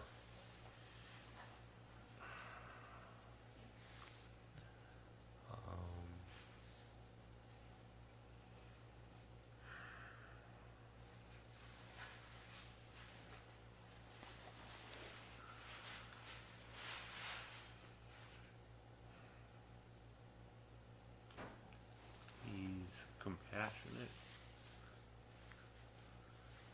and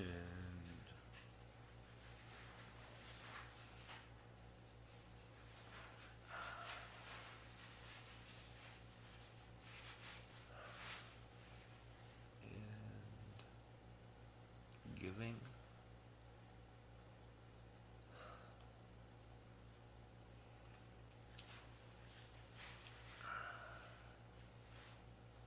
I can tell you just a little vignette that maybe will speak volumes.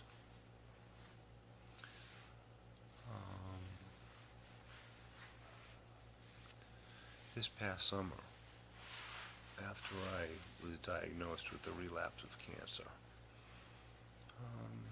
Sharon and I had a number of significant talks, the likes of which I believe most couples don't have. And I asked her if she imagined that if I died, she would remarry. And she said to me, "Do you want me to?" And I said, I thought that was irrelevant. But that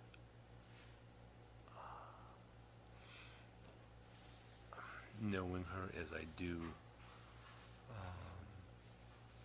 I would be hard-pressed to imagine her living alone with just the children, and then when they're gone, by herself or with a roommate, a female roommate. I think she enjoys the companionship of a man. And that I would expect that at some point she would remarry.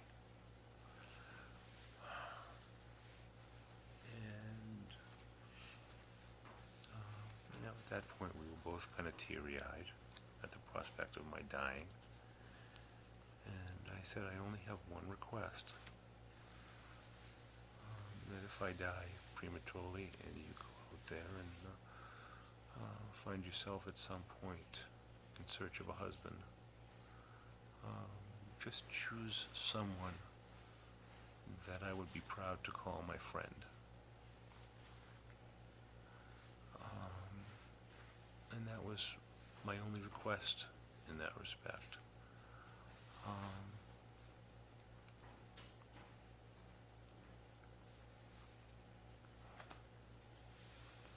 And yes, it speaks volumes. Okay.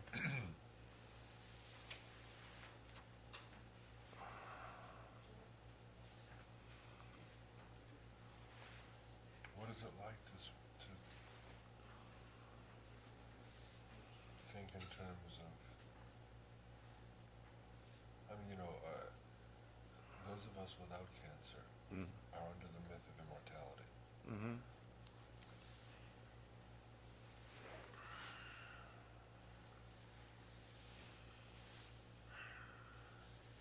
sometimes those of us who have cancer are under the myth of immortality.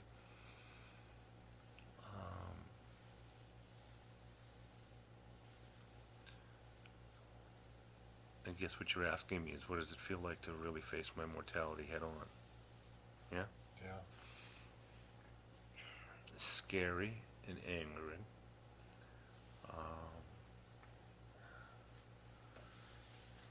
Sad. Because there are events that I want to be around, to have happen.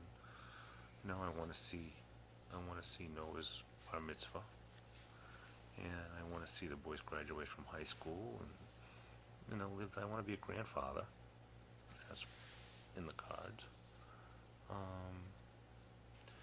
So to confront my mortality is to confront the notion of missing a lot of things that I never thought I would miss. And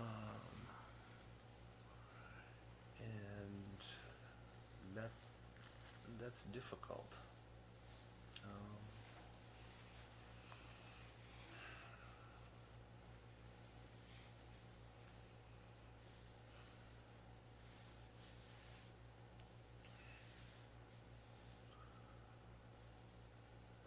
Right now, at this moment, I don't feel like I'm confronting my mortality because I'm not dying from cancer. I'm living with it. And the great distinction. If I have had feelings over the past several weeks where I felt that I was teetering on the line between living with it and dying from it, and that I was about to fall off the edge of the living into the dying. That scared the shit out of me. This herniated disc has been, in one respect, literally and figuratively a pain in the ass, but it's been quite a marvelous distraction from the cancer. So I don't spend my days sitting around awfulizing about my situation. I am as active as I can be right now, and fetching about the pain, but I know that in some respect the pain is temporary, even if the only solution turns out to be surgery. That this is a manageable kind of thing. This will go away, preferably by itself, preferably with a minimal amount of treatment.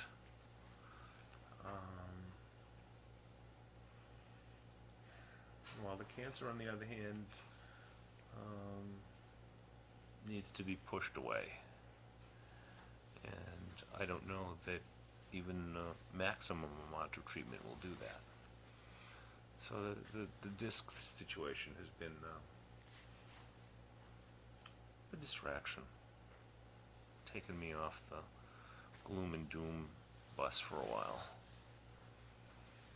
Although it hurts like a son of a bitch.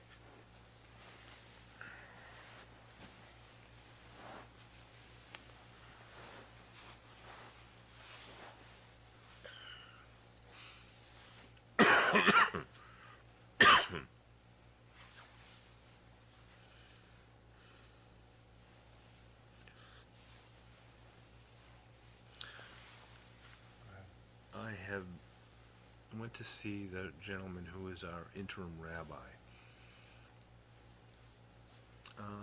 several weeks ago to talk about the whole notion of dying and God, and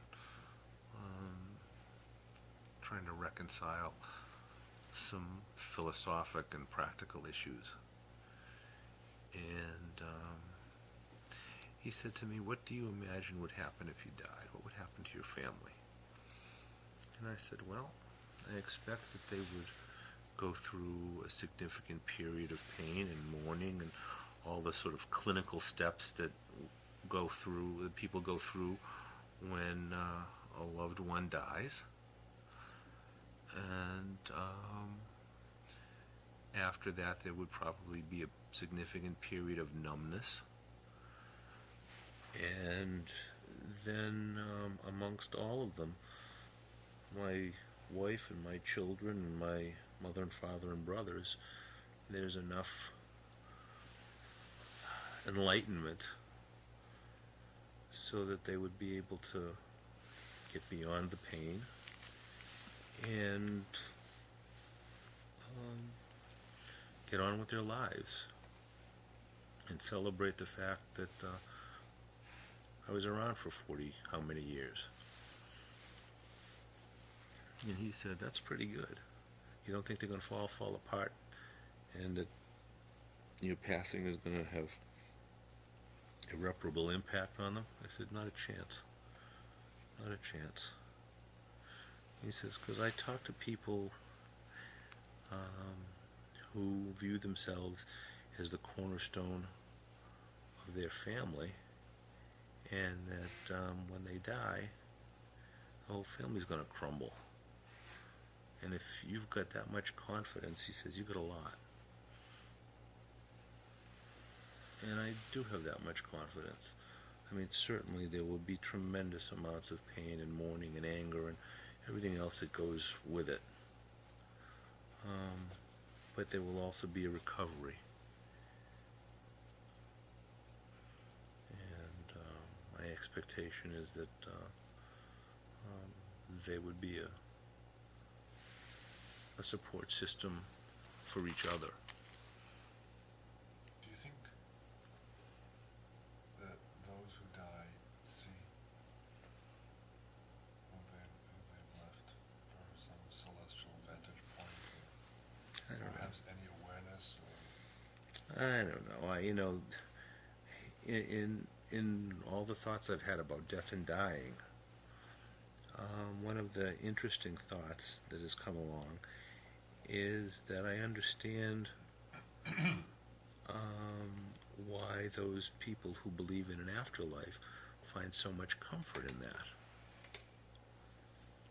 It gives them some place to go, and a welcoming committee at the gates, and so I sort of chuckle to myself every time a good soul dies that I either know personally or hear about in the news. I sort of say to myself, well, another person for the welcoming committee, and maybe it won't be so terrible as I think.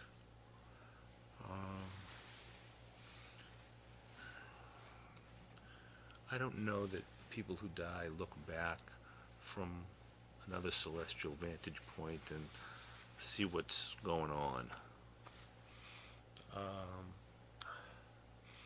I think that the part of me that will remain is the part of me that remains in each one of my survivors. And that whether I'm physically able to be at Noah's bar mitzvah or not, You'll be there. I'll be there. You can bet I will be there. And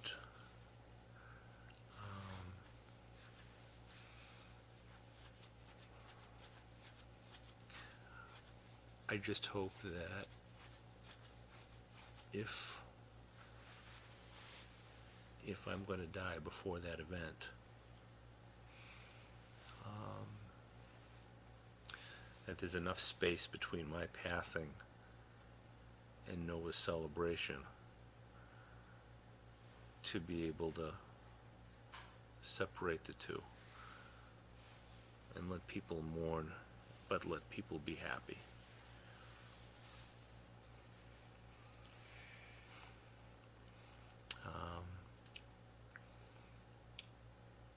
It's a challenge.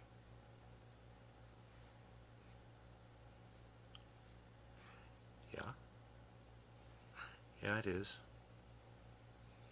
But only if it happens. Like I said at the beginning of the tape, I'm not in a hurry to die.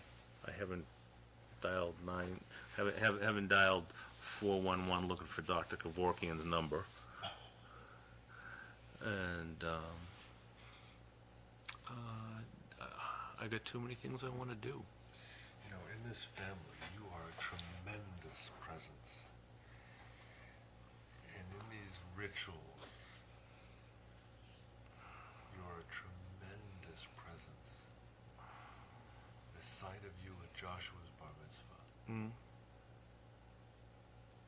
And the sound, I mean, in what you gave to us, I'm still looking for a copy of that. I know. One day if I'm lucky. Maybe if you hang on and I got the energy when we're done, I'll try and drag it up on the computer. Not tonight. You're here. Yeah, It'll take me 2 minutes or it'll take me 2 hours, so it's worth a 2-minute investment. okay. But you're such a presence, and even at the Seder's or family gatherings, you know, Thanksgivings or whatever.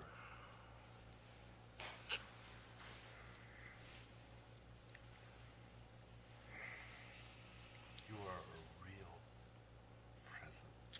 Well, I have to tell you, Brad, it's part of the baggage that I carry for being the first, for being the oldest brother, for being the first son, for being the first grandson. First of the generation. First of a generation. And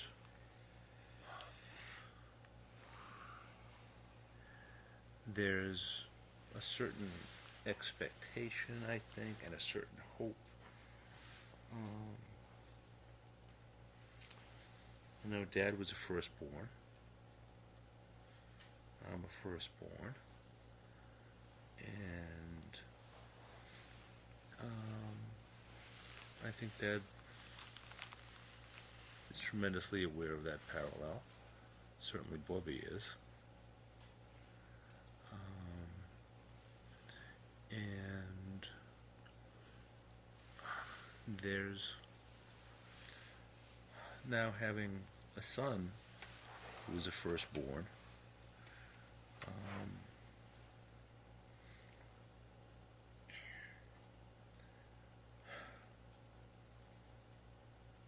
There's a specialness, if you will, to that.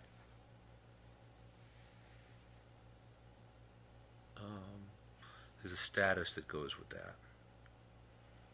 You can't claim if you're a second or a third or a fourth or a fifth or however many.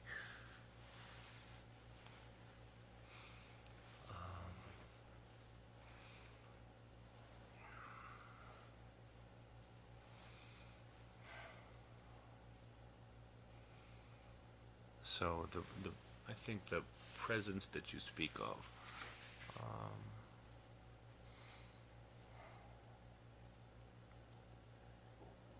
is really tied into that more than anything that I either consciously or unconsciously do or bring to the party. It's something that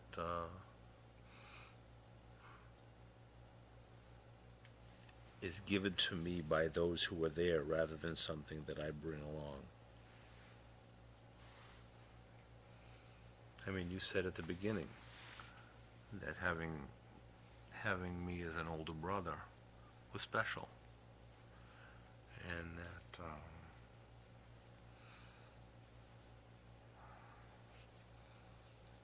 Andy has said the same thing to me in so many words.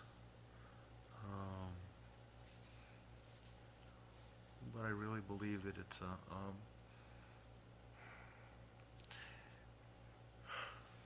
it's luck of the draw more than anything.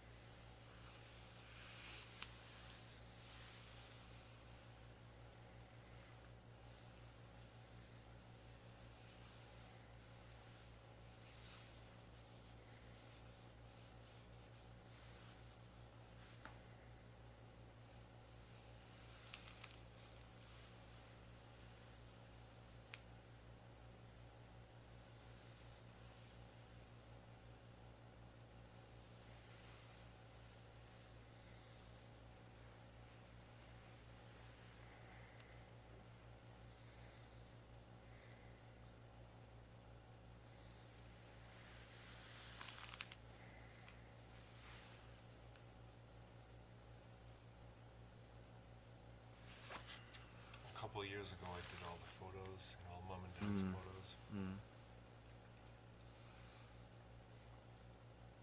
Plus, I've appropriated some over the years, so I have some in my house too. Sure. But your looks have remained remarkably the same for about 40 years.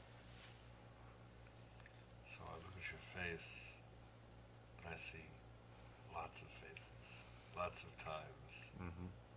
With a glance, as your expression sometimes changes, or. Well, it's interesting that you should mention that because in going through the pictures from the bar mitzvah and choosing. On the videotape. Huh? You No, mean no, no, no. No, the pictures of the bar mitzvah. Oh, of the bar mitzvah. We should be getting the album back any time between tomorrow and the turn of the century. Joshua's bar mitzvah. Yeah. In going through those, there are a number of shots where if you look at me in particular, you could see by my eyes that I'm not a happy camper. And I should be glowing on that day in every picture, and I'm not. I know something's going on in my body. No, it's 20/20 hindsight that tells me that's what the issue was, but at the very least, something was going on. Something was preoccupying me. That day, I'm not altogether sure I knew what it was. And it's interesting that if you take a look at the picture that's down there on the steps of my bar mitzvah, you see the same sad eyes.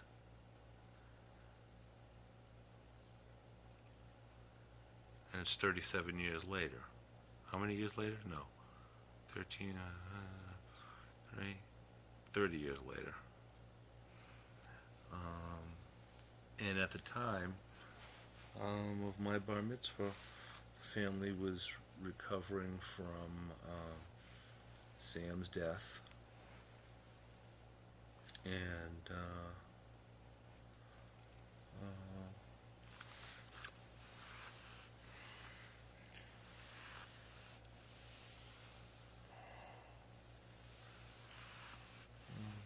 don't know, when was JFK assassinated?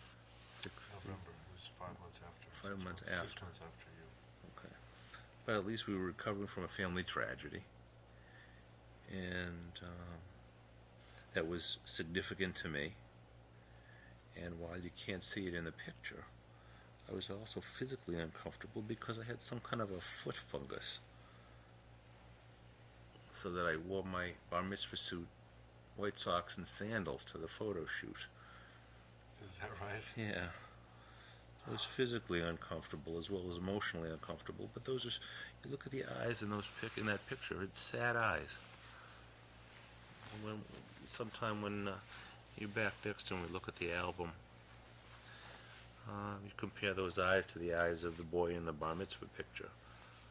And I think, I haven't done it yet, but my best guess is it'll knock your socks off. The eyes tell a lot.